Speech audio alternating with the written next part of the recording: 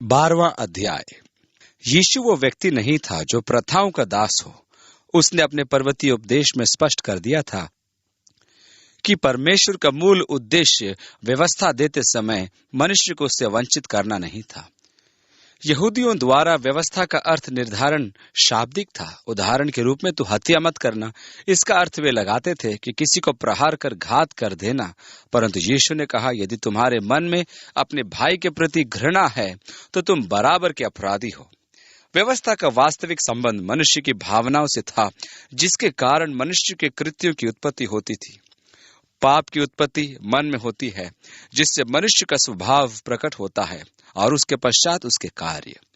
परमेश्वर हमारे कार्यों के नियंत्रण में रुचि नहीं रखता। उसकी रुचि मनुष्य के मन में होती है, जहां से कार्यों की उत्पत्ति होती है। इस प्रकार के अर्थ निर्धारण के कारण उन लोगों में अभिमान था तथा आत्मिक घमंड विकसित हो गया था, और वे अपने आप को धर्मी मानते थे तथा अन्य सभी को वे पापी मानते थे और उनके प्रति हीन भावना दर्शाते थे। वे अपने वस्त्रों को भी इस प्रकार पकड़कर चलते थे कि कहीं ऐसा न हो कि वे आपस में छू जाएं और वे अशुद्ध हो जाएं। यीशु इस स्वभाव का आलोचक था। हम मत्ती के वृतांत में कुछ अत्यधिक कठोर शब्द देखेंगे। अब शब्द के बारे में उनकी व्याख्या देखिए।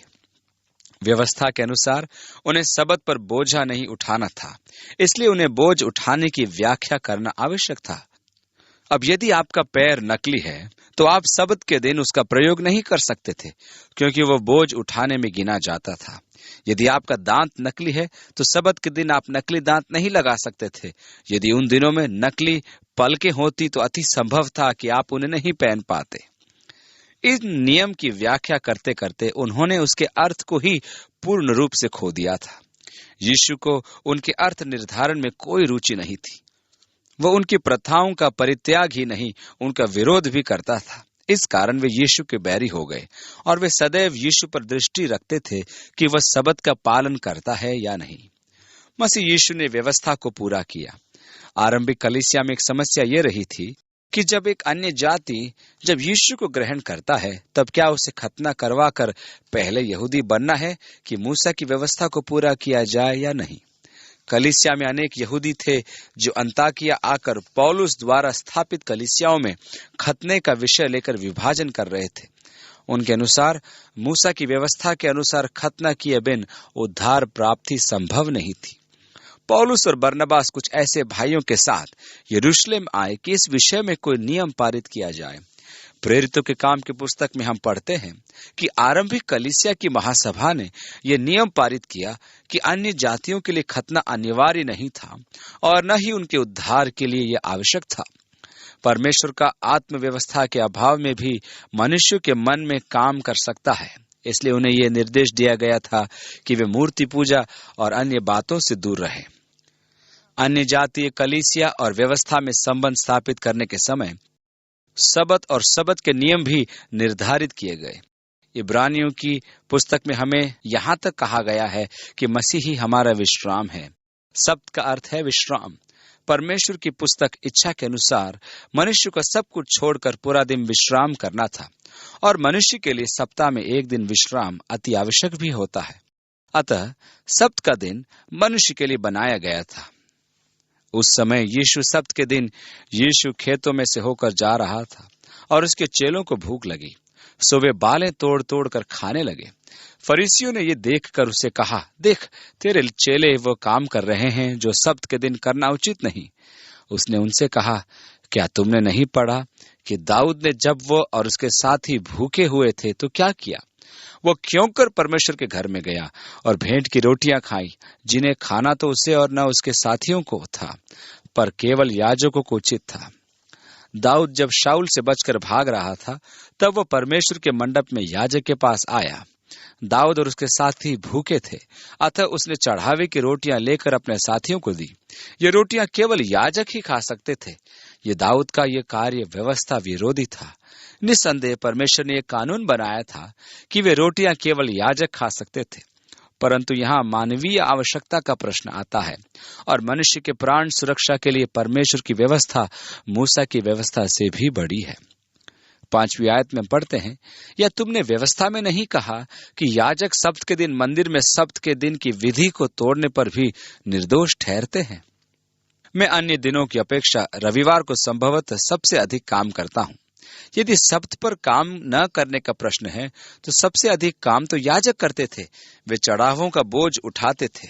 6ठी आयत, पर मैं तुमसे कहता हूं कि यहाँ वह है जो मंदिर से भी बड़ा है।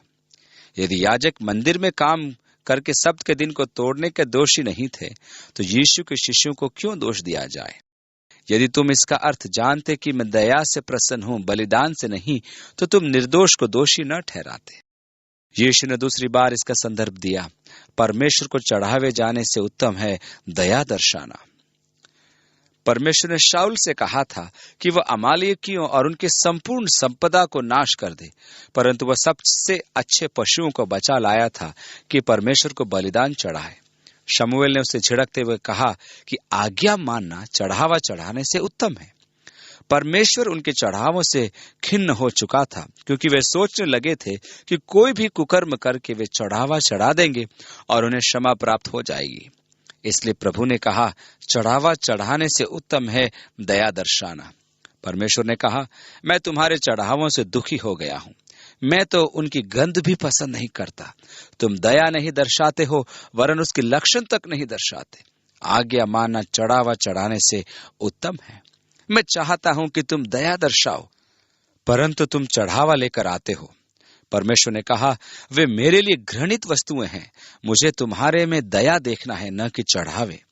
यदि तुम ये समझ गए हो तो तुम यहाँ निर्दोष का न्याय नहीं करते। उसने ये नहीं कहा कि वे परमेश्वर की व्यवस्था के उल्लंघन के दोषी हैं। 8वीं आयत, मनुष्य का पुत्र तो सब्त के दिन का भी प्रभु है। इस प्रकार यीशु स्वयं को सब्त से भी बड़ा दर्शाता है। निसंदेह वो हमारा सब्त अर्थात विश्राम है। हमने मसीह में प्रवेश कर लिया है, अर्थात विश्राम में प्रवेश। एक विश्वासी के लिए वो वास्तव में सब्त है। 9वीं आयत, वहां से चलकर वो उनके सभा के घर में आया, और देखो एक मनुष्य था जिसका हाथ सूखा हुआ था, और उन्होंने उस पर दोष लगाने के लिए उससे पूछा कि क्या सब्त के दिन चंगा करना उचित है? उनकी व्याख्या के अनुसार सब्त के दिन रोग उपचार वर्जित था। यदि कोई व्यक्ति दुर्घटनाग्रस्त हो जाता और उसका लहू बह रहा हो तो आप उस पर बंध बांधकर उसके जीवन की रक्षा कर सकते थे, परंतु उसका उपचार सब्त के दिन वर्जित था। उसके घावों पर पट्टियां बांधने के लिए आपको सब्त का दिन समाप्त होने तक प्रतीक्षा करनी होती थी कि उसके जीवन सुरक्षा के लिए आप कुछ भी कर पाते, परंतु उसका उपचार आप नहीं कर सकते थे। वे भली भांति जानते थे कि यीशु उस व्यक्ति की निश्चय ही सहायता करेगा, क्योंकि वो मनुष्य का दुख नहीं सह सकता था। वो निश्चय ही कुछ करेगा, उनको मालूम था। अब वे अपनी समझ से सब्त की व्याख्या कर यीशु से पूछते हैं कि सब्त के दिन रोगी का उपचार करना क्या उचित है? वे इस बात पर यीशु को फंसाना चाहते थे, क्योंकि रबी गमालियल की परिभाषा में ऐसा करना मना था। 11वीं आयत में उसने उनसे कहा, तुम में ऐसा कौन है जिसकी एक ही भेड़ हो और वह सब्त के दिन गड्ढे में गिर जाए तो वह उसे पकड़कर न निकाले? यदि आप अपनी भेड़ को गड्ढे में से निकालते हैं तो आपने बोझ उठाया और यह सब्त का उल्लंघन हुआ, परंतु यह वर्जित नहीं था। यीशु ने कहा, भला मनुष्य का मूल्य भेड़ से कितना बढ़कर है? किसी पशु से मनुष्य क्या अधिक मूल्यवान नहीं कि सब्त के दिन उसकी सहायता की जाए? इसलिए सब्त के दिन भलाई करना उचित है। कोई नहीं कहेगा कि सब्त के दिन भलाई करना उचित नहीं है। 12वीं आयत, तब उसने उस मनुष्य से कहा, अपना हाथ बढ़ा। उसने बढ़ाया और वह फिर दूसरे हाथ की नाई अच्छा हो गया। तब फरीसियों ने बाहर जाकर उसके विरुद्ध सम्मति की कि उसे किस प्रकार नाश करे। वे अब अत्यधिक रोषपूर्ण हो गए थे, क्योंकि यीशु के कारण उनकी स्वांगपूर्ण धार्मिकता समाप्त हो रही थी। अतः उन्होंने सोचा कि उसे समाप्त कर दिया जाए। 15वीं आयत, ये जानकर यीशु वहां से चला गया और बहुत लोग उसके पीछे हो लिए, और उसने सबको चंगा किया। यीशु अपने समय आने तक उनका सामना नहीं करना चाहता था, इसलिए वो चुपचाप वहां से चला गया और उन्हें चिताया कि मुझे प्रकट न करना कि जो वचन यशायाह भविष्यद्वक्ता के द्वारा कहा गया था वो पूरा हो, कि देखो ये मेरा सेवक है जिसे मैंने चुना है, मेरा प्रिय जिससे मेरा मन प्रसन्न है। मैं अपना आत्मा उस पर डालूंगा और वह अन्य जातियों को न्याय का समाचार देगा। वह न झगड़ा करेगा और न धूम मचाएगा और न बाजारों में उसका शब्द सुनेगा। वह कुचले हुए सरकंडे को न तोड़ेगा और धुआं देती हुई बत्ती को न बुझाएगा, जब तक न्याय को प्रबल कर आए और अन्य जातियां उसके नाम पर आशा रखेंगी। यह यशाया की भविष्यवाणी है, जिसके अनुसार सुसमाचार अन्य जातियों में पहुंचाया गया। इज़राइल एक कुचला हुआ सरकंडा और धुआं देती हुई बत्ती थी। प्रभु उनका सामना नहीं करेगा, केवल वहां से चला जाएगा। वो कुचले हुए सरकंडे को नाश करने नहीं आया था, वो उनकी सेवा के लिए आया था जो उसकी शिक्षाओं को सुनते थे। 22वीं आयत। तब लोग एक अंधे गूंगे को, जिसमें दुष्टात्मा थी, उसके पास लाए और उसने उसे अच्छा किया और वह गूंगा बोलने और देखने लगा। इस पर सब लोग चकित होकर कहने लगे, ये क्या दाऊद की संतान का है? ये भविष्यवाणी का वचन था, क्योंकि परमेश्वर ने दाऊद को यह वचन दिया था कि मसीहा उसके वंश से आएगा, दाऊद की संतान अर्थात मसीहा। 24। परंतु फरीसियों ने यह सुनकर कहा, यह तो दुष्टात्माओं के सरदार शैतान की सहायता के बिना दुष्टात्माओं को नहीं निकाल सकता। उसने उनके मन की बात जानकर उनसे कहा, जिस किसी राज्य में फूट होती है वह उजड़ जाता है, और कोई नगर या घराना जिसमें फूट होती है बना न रहेगा। और यदि शैतान ही शैतान को निकाले तो वह अपना ही विरोधी हो गया है, फिर उसका राज्य क्यों कर बना रहेगा। उनके विचार के उपयुक्त यीशु का तार्किक उत्तर कि शैतान शैतान को बहिष्कार करके क्या अपना ही राज्य नाश करेगा। 27वीं आयत। भला यदि मैं शैतान की सहायता से दुष्टात्माओं को निकालता हूं तो तुम्हारे वंश किसकी सहायता से निकालते हैं? इसलिए वे ही तुम्हारा न्याय चुकाएंगे। पर यदि मैं परमेश्वर की आत्मा के सहायता से दुष्टात्मा को निकालता हूं तो परमेश्वर का राज्य तुम्हारे पास आ पहुंचा है। या क्यों कर कोई किसी बलवान के घर में घुसकर उसका माल लूट सकता है, जब तक कि पहले उस बलवंत को बांध न ले, और तब वो उसका घर लूट लेगा। जो मेरे साथ नहीं वो मेरे विरोध में है, और जो मेरे साथ नहीं बटोरता वो बिथराता है। यीशु का यह कथन फरीसियों के लिए था, क्योंकि वे कहते थे कि यीशु शैतान की सहायता से दुष्टात्मा निकालता था। उसने कहा कि वह बलवंत मनुष्य को बांध रहा था। यहाँ ध्यान देने योग्य बात यह है कि यीशु ने कोई तटस्थ विकल्प नहीं दिया। जो मेरे साथ नहीं है वो मेरे विरोध में है। उसने आपके लिए कोई बीच का मार्ग नहीं छोड़ा है कि आप कहें, मुझे भरोसा नहीं कि मैंने पूरा पूरा निश्चय किया है कि नहीं। निर्णय न लेना ही नकारात्मक निर्णय है। उसने स्पष्ट कहा, जो मेरे साथ नहीं वो मेरे विरोध में है। आपके पास तीसरा मार्ग नहीं है, या तो आप उसके साथ में होंगे या आप उसके विरोध में होंगे।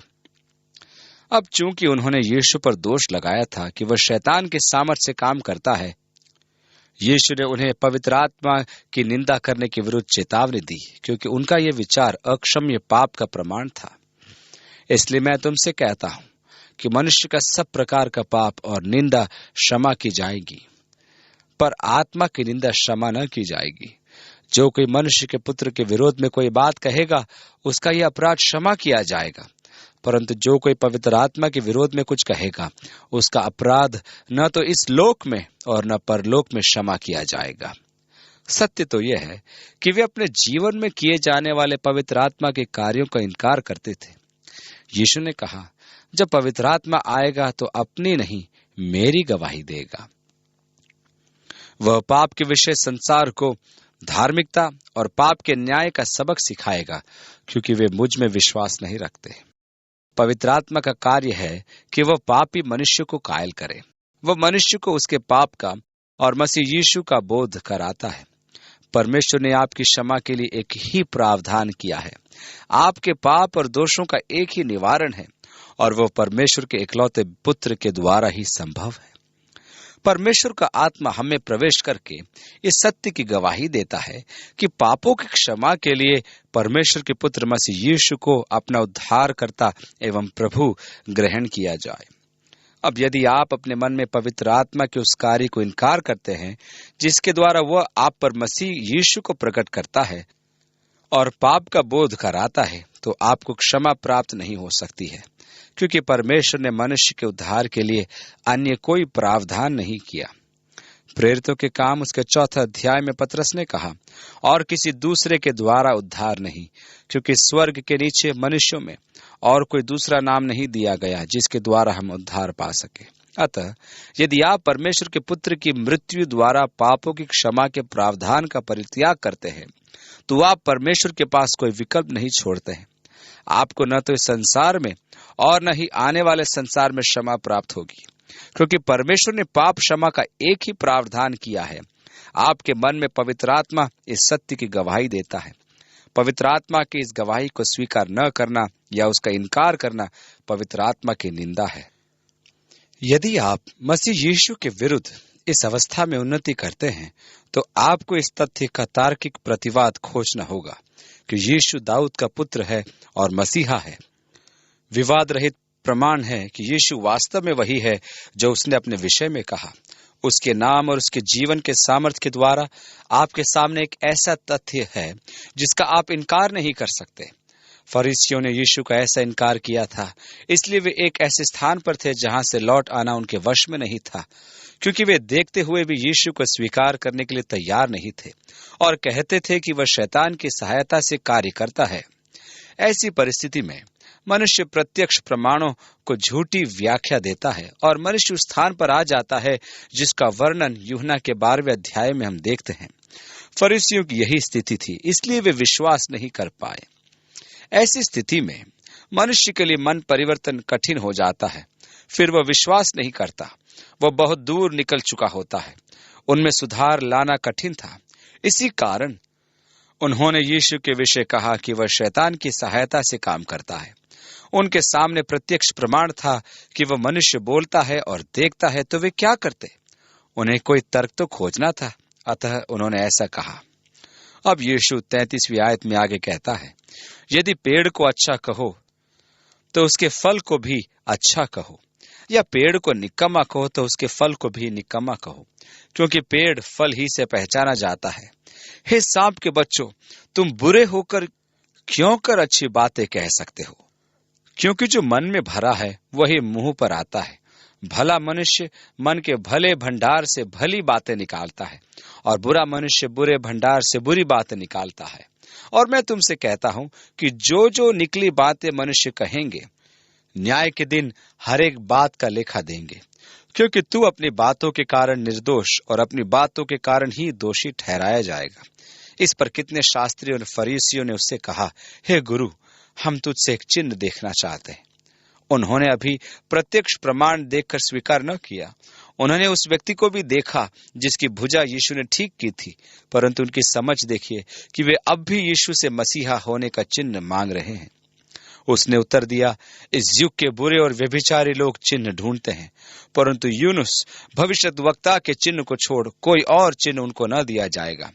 यूनुस 3 रात दिन जल जंतु के पेट में रहा, वैसे ही मनुष्य का पुत्र 3 रात दिन पृथ्वी के भीतर रहेगा।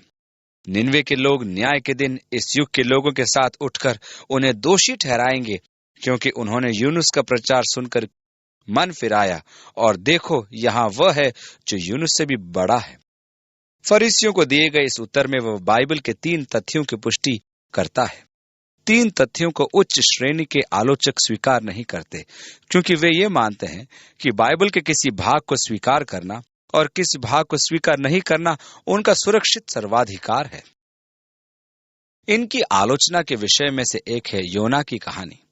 जैसा मैं कह चुका हूं कि योना के साथ इनकी समस्या मछली द्वारा उसका निगला जाना नहीं है। उनकी समस्या है परमेश्वर के बारे में उनकी धारणा। यदि परमेश्वर के विषय में उनकी धारणा सही है, तो वे जान लेंगे कि परमेश्वर के लिए कुछ भी असंभव नहीं है। मनुष्य की आधारभूत समस्या है परमेश्वर के विषय में उसका दृष्टिकोण। इसका कारण है कि मनुष्य अपना परमेश्वर बनाता है। कहने का अर्थ यह है कि जैसा वह चाहता है परमेश्वर वैसा ही करे। अनेक व्यक्तियों को परमेश्वर के प्रकटीकरण से समस्या है, क्योंकि परमेश्वर के प्रकटीकरण के कुछ पक्ष उनकी अपनी विचारधाराओं से मेल नहीं खाते। उदाहरण, वे कैसा न्याय करेंगे, वे जगत का संचालन कैसे करेंगे, वे मनुष्य की रचना कैसे करेंगे, वे स्वतंत्र इच्छा का प्रयोग कैसे करेंगे, वे चयन कैसे करेंगे आदि। वे परमेश्वर के उस प्रत्येक कार्य को कैसे करेंगे जो उसने आज तक किए हैं। यही कारण है कि वे परमेश्वर के प्रकाशन को स्वीकार नहीं करते। वे अपनी उपासना करना चाहते हैं। जैसा कि हम देख चुके हैं, मनुष्य के मन पर दो ही बोझ हैं, एक यह कि परमेश्वर की इच्छा पूरी करना और दूसरा स्वयं की इच्छा को पूरी करना। यीशु ने 11वें अध्याय में कहा था, मेरा जुआ सहज है और मेरा बोझ हल्का है। उसका बोझ क्या था? परमेश्वर की इच्छा को पूरी करना। आपका बोझ क्या है? अपनी इच्छा को पूरी करना। बोझ बहुत अधिक है। यीशु ने कहा, हे बोझ से दबे और थके मांदे लोगों, मेरे पास आओ, मैं तुम्हें विश्राम दूंगा। दाऊद ने ध्यान दिया कि मनुष्य ने किस प्रकार अपने देवता बना लिए थे। उसने कहा, उसने लकड़ी के टुकड़ों को तराश कर दिया। आपने अनेक देवी देवताओं को देखा होगा जो सोने और चांदी के भी होंगे। लोग उनके सामने धूप जलाते हैं और झुकते हैं तथा उनकी उपासना करते हैं। दाऊद ने उन्हें देखकर कहा, उनकी आंखें हैं पर वे देख नहीं सकते, उनके कान हैं पर वे सुन नहीं सकते, उनके पैर हैं परंतु वे चल नहीं सकते, उनके मुंह है परंतु वे बोल नहीं सकते। दाऊद ने ध्यान से देखा कि मनुष्य ने देवताओं को अपने ही रूप में सृजा। आपके आंख, नाक, कान, मुंह और हाथ पैर हैं, इसलिए आपने उनको ये सब बनाकर लगा दिए, परंतु वे किसी काम के नहीं। कहने का अर्थ यह है कि वे मनुष्य से कम है। दाऊद ने एक और बात पर ध्यान दिया कि अपने देवी देवताओं को बनाने वाले मनुष्य उनके सदृश होते हैं। यदि आपका देवता गूंगा है तो आप भी गूंगे हैं। यदि आपका देवता बहरा है तो आप भी परमेश्वर के सुनने में बहरे हैं। आप परमेश्वर की वाणी नहीं सुनते, आप उसके कामों को नहीं देखते, आप परमेश्वर की उपस्थिति का बोध नहीं कर पाते। आप निर्बोध देवता की उपासना करते करते स्वयं निर्बोध हो जाते हैं। अब कोई यह कहे, मैंने परमेश्वर को नहीं देखा, इसका कारण है कि मैं निर्बोध हो चुका हूं, क्योंकि मैं निर्बोध देवता की उपासना करता हूं। यह एक गंभीर श्राप है कि मनुष्य अपने देवता के स्वरूप में हो गया है। और यदि मनुष्य सच्चे परमेश्वर के स्वरूप हो जाता है तो वह एक महान आशीष का कारण होता है। प्रियो, अब हम परमेश्वर के संतान हैं। अभी तो प्रकट नहीं कि हम क्या होंगे, परंतु हम ये जानते हैं कि जब वो प्रकट होगा तो हम उसके सदृश होंगे। क्यों? क्योंकि मनुष्य अपने उस परमेश्वर के स्वरूप में हो जाता है जिसकी वह उपासना करता है।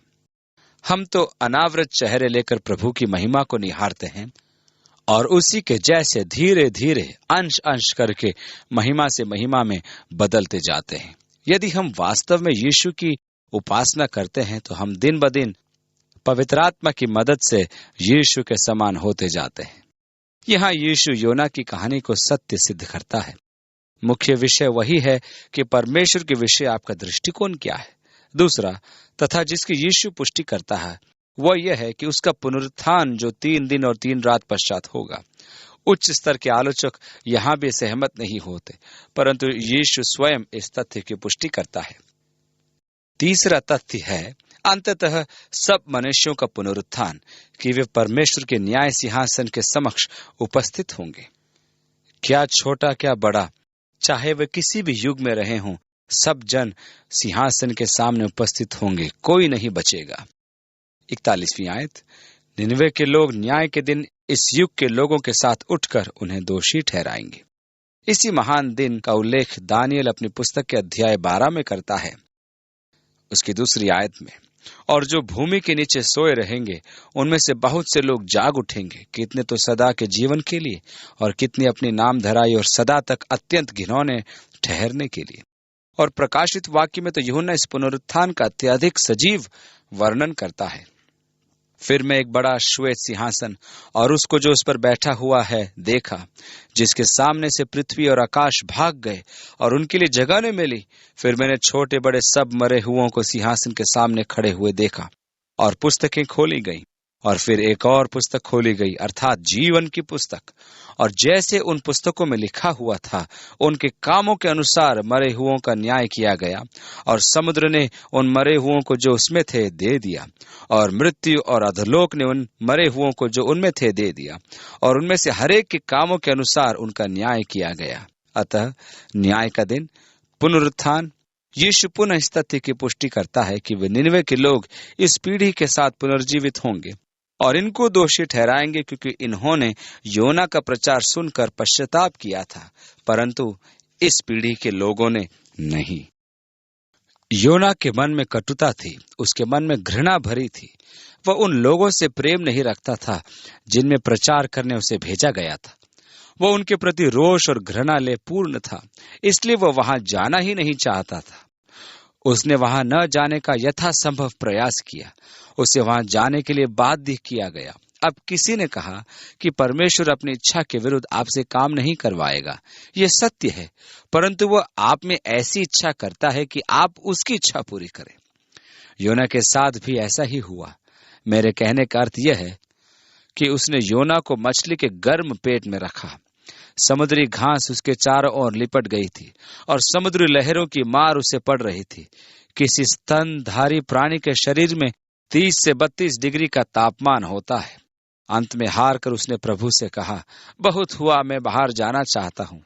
परमेश्वर उसे बांध कर नहीं ले गया, परंतु उसकी इच्छा को साधा कि वह स्वयं कहे, मैं जाऊंगा। ये ठीक वैसी ही प्रक्रिया है जैसे कि एक बच्चे के साथ होती है जब उसका पिता उसे 2 या 3 बार बैठने के लिए कहे, परंतु वो बैठने से इनकार करे और उसे उसकी कमर पकड़कर उसका पिता बैठा दे, तो उसका मन यही कहेगा, मैं बाहर से बैठा हुआ दिख रहा हूं, परंतु अंदर ही अंदर मैं खड़ा हूं। वो मन से अब भी तैयार नहीं था, इसलिए उसने रूख प्रचार किया कि 40 दिन पश्चात विनाश आ पड़ेगा। राजा ने तुरंत ही उपवास का आह्वान किया।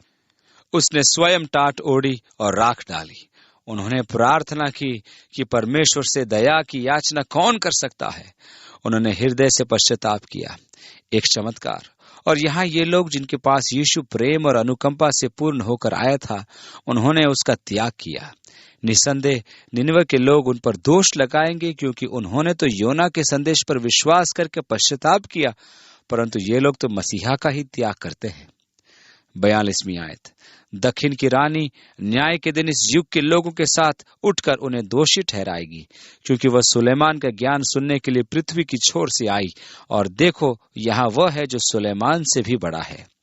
मसीह यीशु को त्यागने का कोई बहाना नहीं है, क्योंकि आपके निवारण का वह परमेश्वरीय प्रावधान है, और यदि आप उसका त्याग करते हैं तो प्रत्येक पीढ़ी के लोग जी उठने के दिन न्याय में आपको दोषी ठहराएंगे। अब दुष्टात्माओं से छुटकारे के बारे में यीशु के वचन। जब अशुद्ध आत्मा मनुष्य में से निकल जाती है तो सूखी जगहों में विश्राम ढूंढती फिरती है और पाती नहीं। तब कहती है कि मैं अपने उसी घर में जहां से निकली थी लौट जाऊंगी, और आकर उसे सूना, झाड़ा, बुहारा और सजा सजाया पाती है। तब वह जाकर अपने से और बुरी 7 आत्माओं को अपने साथ ले आती है, और वे उसमें बैठकर वहां वास करती हैं, और उस मनुष्य की पिछली दशा पहले से भी बुरी हो जाती है। इस युग के बुरे लोगों की दशा भी ऐसी ही होगी। यहाँ यीशु के कहने का अर्थ यह है, यदि हम केवल दुष्टात्मा का बहिष्कार करने की मनोकामना करते हैं तो हम वास्तव में उसको हानि पहुंचाते हैं, क्योंकि यदि वह रिक्त स्थान खाली पड़ा रहा तो वह दुष्टात्मा अपने साथ 7 और बुरी आत्माओं को लेकर आएगी और उस व्यक्ति की दशा बहुत बुरी हो जाएगी। अतः आप उस व्यक्ति की सहायता नहीं वरन हानि कर रहे हैं। मैं दुष्टात्माओं को निकाले जाने में विश्वास करता हूँ। मेरी समझ में अंधकार को दूर करने का एक ही उपाय है कि हम प्रकाश उत्पन्न कर दें, इसकी अपेक्षा कि हम अंधकार पर प्रहार करें, चीखें और पुकारें और इस प्रकार उसे निकालने का प्रयास करें। आपको तो केवल प्रकाश का बटन दबाना है और अंधकार दूर हो जाएगा। अंधकार और प्रकाश का सहवास नहीं हो सकता। जब मसीह यीशु किसी के जीवन में प्रवेश करता है, अर्थात उसके मन और जीवन उसे अपना लेते हैं, तो उस महाशक्ति के सामने से अंधकार की समस्त शक्तियां दूर भाग जाती है और मनुष्य उद्धार पाता है। अब उसे उन दुष्टात्मा के लौट आने का भय नहीं होता। इसलिए सर्वोत्तम विधि तो यह है कि आप मनुष्य को यीशु की ज्योति प्रदान करें। दूसरे शब्दों में, उन्हें यीशु दे दें, जिससे कि उनका मन और जीवन उसके द्वारा और उसके प्रेम के द्वारा भर दिया जाए और उसके प्रताप से अंधकार की शक्तियां अपने आप ही भाग जाएंगी। तब जब वह भीड़ से बात कर ही रहा था तो देखो, उसकी माता और भाई बाहर खड़े थे और उससे बातें करना चाहते थे। किसी ने उसे कहा, देख, तेरी माता और तेरे भाई बाहर खड़े हैं और तुझसे बातें करना चाहते हैं। यह सुन उसने कहने वालों को उत्तर दिया, कौन है मेरी माता और कौन है मेरे भाई? और अपने चेलों की ओर अपना हाथ बढ़ाकर कहा, देखो, मेरी माता और मेरे भाई ये हैं, क्योंकि जो कोई मेरे स्वर्गीय पिता की इच्छा पर चले वही मेरा भाई और बहन और माता है। वे जो मरियम की उपासना में विश्वास रखते हैं यहाँ परेशानी का सामना करेंगे, क्योंकि यीशु ने स्पष्ट कह दिया था, कौन है मेरी माता। संपूर्ण पवित्र शास्त्र में कहीं एक बिंदु भी तो नहीं है जो हमें मरियम के द्वारा स्वर्ग के राज्य में प्रवेश करने का मार्ग बताती है या मसीह यीशु से अनुग्रह प्राप्ति का परामर्श देती है। यीशु ने केवल यही कहा था कि मेरे जो कुछ पिता से मांगोगे उसे मैं दूंगा। उसने ये कभी नहीं कहा कि जो कुछ तुम मरियम से मांगोगे मैं करूंगा, क्योंकि पुत्र होने के कारण उसकी आज्ञा का पालन करना है। उसने यह भी तो नहीं कहा कि मेरे पास काम बहुत है, इसलिए तुम अपनी याचनाएं मरियम को दे दो और जिसे वो मेरे पास भेजेगी उसे मैं पूरा करूंगा। कौन है मेरे भाई? तब उसने उत्तर में अपने चेलों की ओर संकेत किया। अध्याय 13 के अंत में हम देखेंगे कि यीशु के भाई बहन भी थे, अर्थात यूसुफ के पुत्र पुत्रियां। यीशु तो पवित्र आत्मा का था। इस कारण यह मानना कि मरियम सदैव कुंवारी थी बाइबल आधारित नहीं।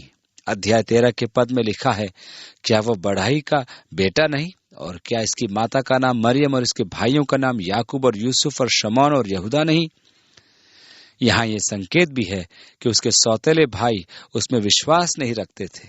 ध्यान दीजिए कि उसने कहा था, भविष्यद्वक्ता अपने देश और अपने घर को छोड़ और कहीं निरादर नहीं होता। वो अपने ही परिवार द्वारा परित्याग का परिपूर्ण अनुभव कर रहा था। उसके भाई भी एक बार उसे लेने गए थे। वे सोचते थे कि उसका मानसिक संतुलन बिगड़ गया। ऐसे लक्षणों में आता है मनुष्य का स्वयं से बातें करना, जिसे मनोवैज्ञानिक भाषा में स्किज़ोफ्रेनिया कहते हैं, अर्थात जिसका मानसिक संतुलन खंडित हो गया हो। इसका अर्थ यह हुआ कि वे जो यीशु के साथ गहन सहभागिता रखते हैं, उनका संबंध यीशु के साथ भाई बहनों से गहरा है।